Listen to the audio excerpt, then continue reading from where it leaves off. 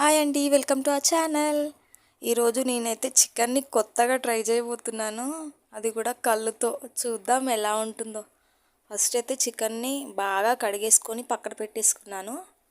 చక్కగా కడిగేసుకొని ఒక కడాయి పెట్టి 2 టేబుల్ స్పూన్ల ఆయిల్ వేసుకొని అందులో కొంచెం అలా సాజీర వేసానండి. తర్వాత ఒక పెద్ద సైజు ఆనియన్ని సన్నగా తరిగి వేసాను. దాన్ని కొంచెం రోస్ట్ చేసుకున్నాక కొంచెం అయితే సాల్ట్ వేసుకోండి, తొందరగా ఉడుకుతుంది ఆనియన్. వేసుకున్నాక ఒక 2 టేబుల్ స్పూన్స్ అయితే అల్లం వేసాను. అల్లంతో చాలా టేస్ట్ వస్తుందండి కర్రీకి. కొంచెం ఎక్కువైనా పర్లేదు, చికెన్ కర్రీ కదా. అలాగే కొంచెం పసుపు వేసుకొని కలిపిద్దాం. 2 స్పూన్స్ వేసాను, చిన్నవి. బాగా కలుపుకొని చికెన్ లెగ్ పీసెస్ అయితే తెచ్చామండి మేము. మా పిల్లలకి చాలా ఇష్టం. అదైతే లెగ్ పీసెస్ అయితే ఫస్ట్ వేసి నేను కలిపాను, ఎందుకంటే అవి కొంచెం అంత తొందరగా ఉడకవు కదా, అందుకే ఫస్ట్ దాన్ని అయితే వేసుకొని కలిపేసుకున్నాను. తర్వాత ఉన్న చికెన్ అంతా వేసేసి చక్కగా కలుపుకోండి. కలిపేశాక బాగా కలుపుకొని మూత పెట్టేయండి. మూత పెట్టిన వీడియో మాత్రం రాలేదు.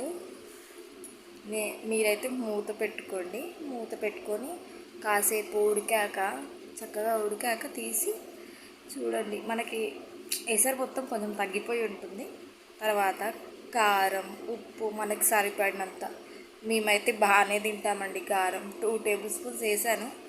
మీ టేస్ట్కి తగ్గట్టు మీరు వేసుకోండి. కారం, ఉప్పు కూడా సరిపడా వేసుకొని కలపండి.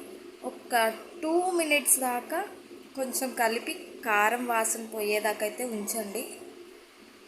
అది బాగా కారం వాసన కొంచెం పోయాక మనం ఒక గ్లాస్ కళ్ళు అయితే పోసుకున్నానండి నేను. ఫస్ట్ టైం ట్రై చేస్తున్నాను, ఎలా ఉంటుందో టేస్ట్ మరి చూడాలి. కళ్ళు పోసి కలిపేసాను. కలిపి మూత పెట్టేయండి. మూత పెట్టేశాక తీస్తే ఆయిల్ అంతా పైకి వచ్చి భలేగా ఉందండి ఈ కర్రీ మాత్రం.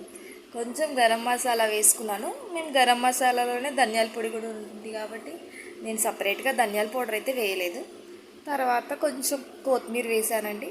కొత్తిమీర వేసి కలుపుకుంటే అబ్బా, సువాసన అయితే భలేగా వస్తుంది.